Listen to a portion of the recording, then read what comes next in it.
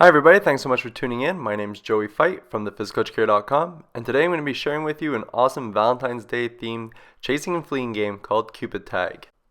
So we're going to be breaking this game down into 4 builds, and in build 1, moving around, all we're going to do is we're going to get our students placed into a scattered formation within the playing area and have the students move around. This gives them an opportunity to explore the boundaries of the game and also get their heart rate up. It is Valentine's Day after all, so we need to get our heart involved. In build 2, we're going to introduce Somnus to the game.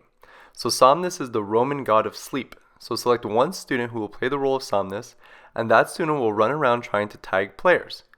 If a player gets tagged by Somnus, that player falls asleep, meaning that they have to stand where they are, they cannot move, and they have to pretend that they're snoring. Meanwhile, Somnus continues to move around the playing area, tagging players and making them fall asleep.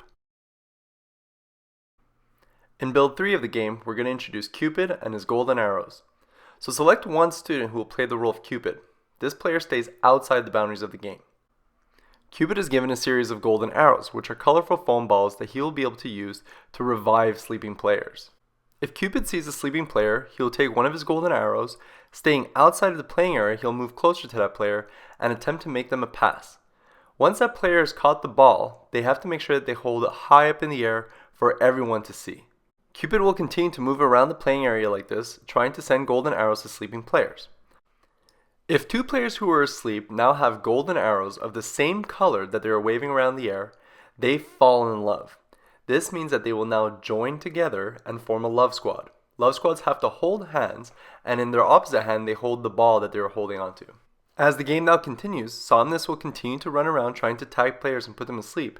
Cupid will try and revive them with his golden arrows, but the love squad will also try and tag players. If a player is tagged by a love squad, they too fall in love and they join the love squad, so the squad gets bigger and bigger over time. Now that Cupid's created some love squads, it's time for build 4 of the game, in which we introduce Cupid's lead arrows. So for this build of the game, we're going to have to give Cupid a few new arrows, and we can also get rid of the Somnus character. So in this build, Cupid will now use his lead arrows to break up any love squad that's getting too big by literally splitting that squad in half and giving each new end an arrow of their own. Once Cupid has dished out all of his lead arrows, he joins the game as a regular player, and play continues until the entire class is just one giant love squad. So that's Cupid Tag, a Valentine's Day themed chasing and fleeing game that we've broken down into 4 builds. If you'd like to get extra information on the game, such as equipment needs or safety rules, please check out the link that I've provided in the description below. Once again, my name is Joey Fight from thephysicaleducator.com. Thanks so much for watching, happy Valentine's Day, and happy teaching.